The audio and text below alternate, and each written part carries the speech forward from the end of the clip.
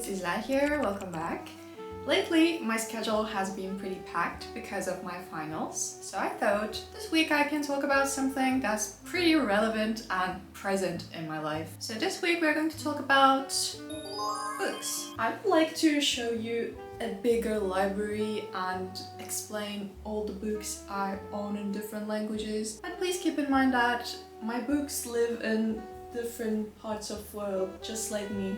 So here's what we have for today's video, but still there are a lot of books. I mean, where have you seen Swedish, Russian and French books together other than my personal library? So I've always been a really enthusiastic reader. I think reading is both a habit and a skill.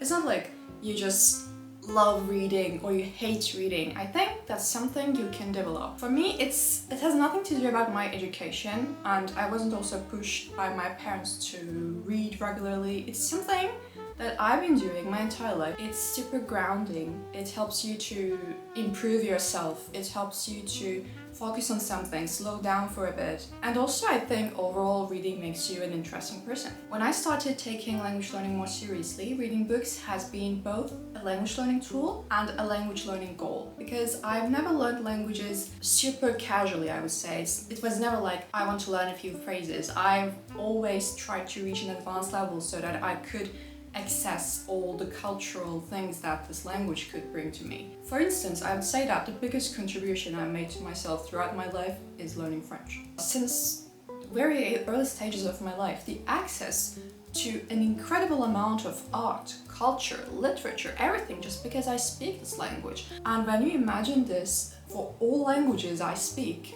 or don't speak, because I also read in languages that I technically don't speak, it becomes a huge personal development tool. At this point in my life, I have read books in more than 10 languages, and I think many people have this assumption that in order to read books in a language, you should be advanced or have almost native proficiency. I think reading books is one of the most efficient tools and results that you could get from language learning if you set the right expectations and do it in the right way and have the right mindset. So in this video I'm going to explain how do I read in foreign languages, how to make this sustainable, how to choose what you're going to read, and how to benefit from this activity. First, I want to start with what I think is the biggest mental block for language learners. Believing that you have to have advanced level in order to read in a language. But reading has different types. It can be done in different ways. You can take a book and look up every single word that you don't understand and try to benefit from the book as much as you can. Or you could just take a book and aim for general comprehension. You can read it for the experience, for the exposure,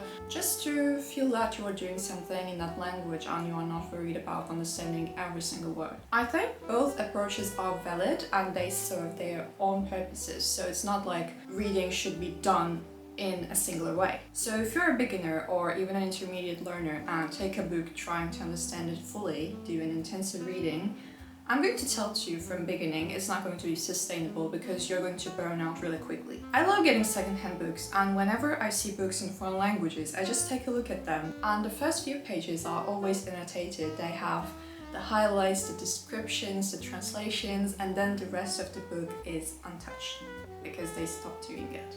And eventually they sold the book. So if you want to do that kind of word-by-word translations, which can be really useful to learn vocabulary and to improve your overall comprehension, I would keep it a separate activity from reading. You could just take a chapter or a few pages from the book and do an intensive reading, trying to learn everything you can from that passage. But if you try to do this for the entire book, I don't think this is realistic, and in long term, it's not going to help you with consistency. At the same time, I find it to be very important that you actually understand. It's normal to not understand fully something that you're reading. Like, you can't just take a book and be like, oh, I understood everything that's happening. I know every single word in this.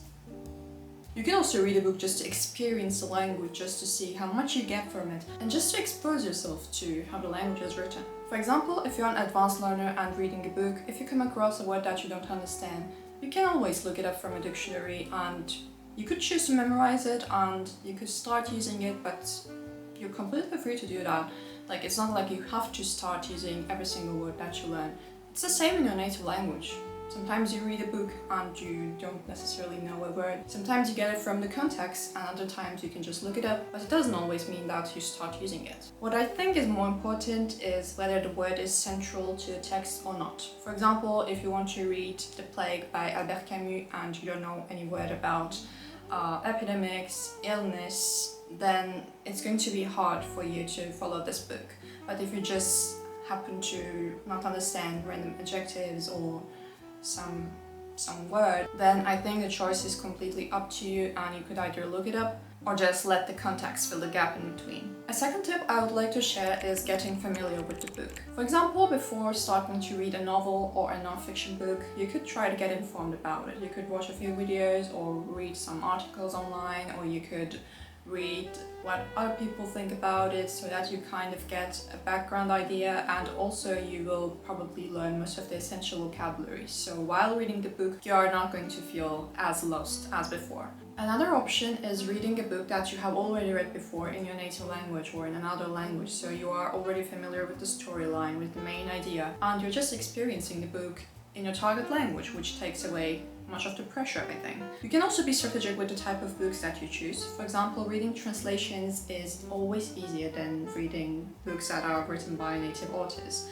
Like, instead of reading something from a German author, you could read a bestseller translated into German.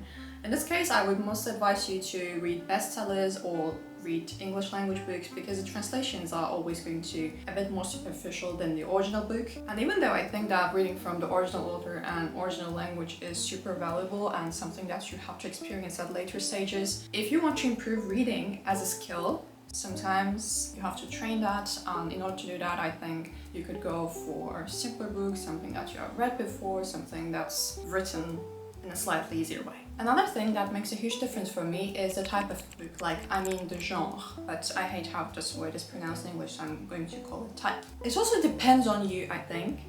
For me, reading a crime novel in German is going to be more difficult than reading something about politics or law, but it doesn't mean that these kind of books are easier than reading a novel or something fictional. It's just because of my personal experience and background, something that I'm more knowledgeable at. One general tip I can give though is that I've always found reading theater plays a bit easier than other types of books.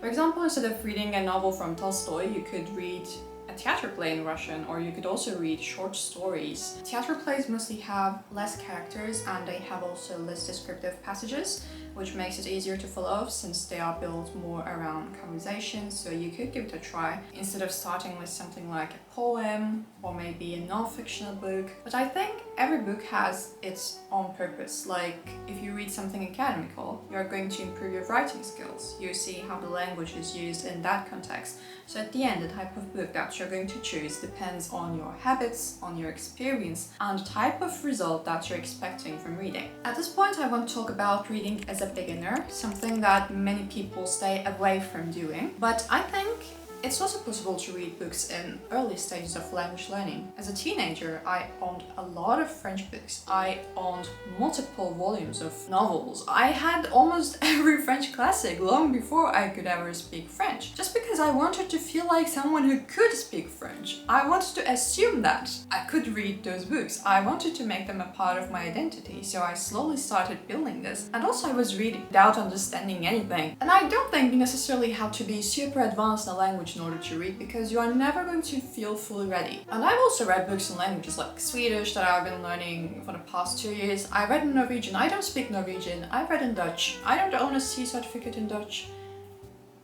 Remember the saying, everything is a win if the goal is to experience. So you eventually have to drop the perfectionist mindset and start reading from somewhere without pressuring yourself into reading everything and understanding everything. For beginners, one option is obviously reading children's books, but I think there is a huge misunderstanding when it comes to this, because a lot of people assume that anything made for children equals easy content for language learning, and I strictly disagree with that. Actually, children content never make a part of my language learning, except for French, which I learned as a little child. I think that a lot of children's content have an unrealistic tone. They are mostly spoken by children, which is a type of speech that you are not really going to encounter in daily life or something that's not going to help you in any way. And also they include a lot of imaginary elements like creatures, fictional characters, and a lot of unnecessary vocabulary. And you have to keep in mind that those are made for children who grew up in that country and not for you who is just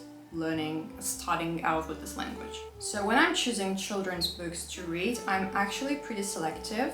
For example, when I was in Finland, I wanted to get myself something easy that I could read, and I spent hours browsing libraries in Helsinki, and I saw a lot of children's books, but none of them really convinced me because they were full of illustrations and imaginary stuff, like nothing that would actually help me as a language learner to improve my skills. So at the end I got this book, which is basically a storybook that's full of real life stuff, real people, and also I think this is really similar to type of books that children read at primary school to develop their native language. So I found this to be more useful than all the other colorful children's books that I saw in libraries. That being said, it's still a personal choice, like it's something that works for me. You have to think for yourself, but you just have to let go of the idea that in order to start reading in a language, you have to be advanced and understand everything perfectly. No, you could also start right now. Another thing I want to mention is audiobooks, which I think can be really useful, especially in languages that have a different alphabet and if you want to improve your pronunciation. Recently I've tried this out with Russian because sometimes while reading Russian books, I find it really difficult to enter the storyline because there are a lot of people and you don't really understand who's who and who's that side character and why did they die like after 2 pages. You don't understand anything, and I sometimes find it really difficult to actually start a Russian book. So recently I tried listening to the audiobook while following the actual book, and it's really helped me to focus. Also, it made me realize how many words I was pronouncing in a different way in my mind. So I learned the correct pronunciation, I learned the correct flow of language, which also helps you with speaking, and it helped me to finish the book easier. This is another very personal tip, I guess, like just test if that works for you, but I think it works really effectively in languages that have a different writing system, languages with more difficult pronunciations, like in order to properly pronounce the words you have to be familiar with them, in case of Russian. In such languages, and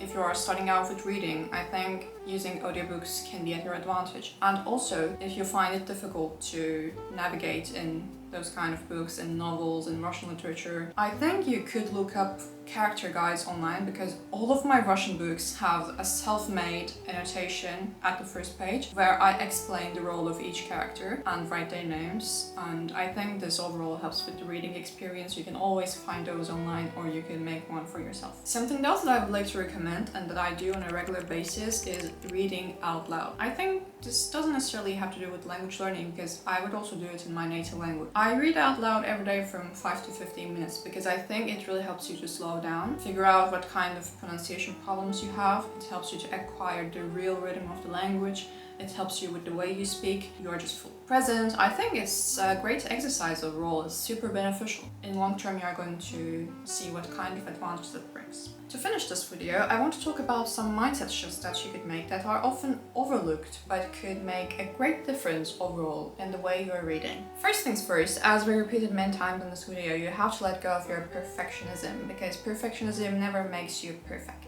Or language learning in general is never black or white. I think reading just exists in the space in between. And you should also try rereading books, because revision is a super powerful tool that many people ignore because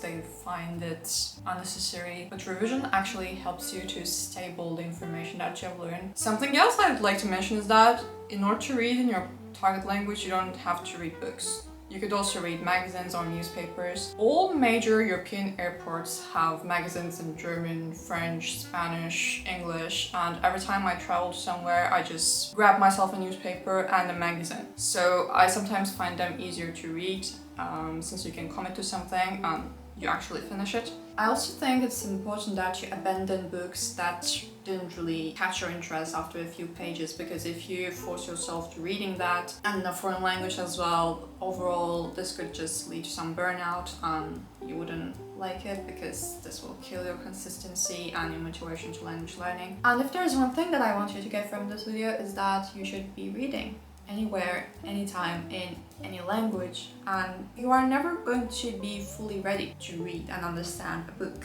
Thanks for watching this video. I share a lot about my books, my readings on my Instagram page, so you could give me a follow. And see you next week with another video. Bye!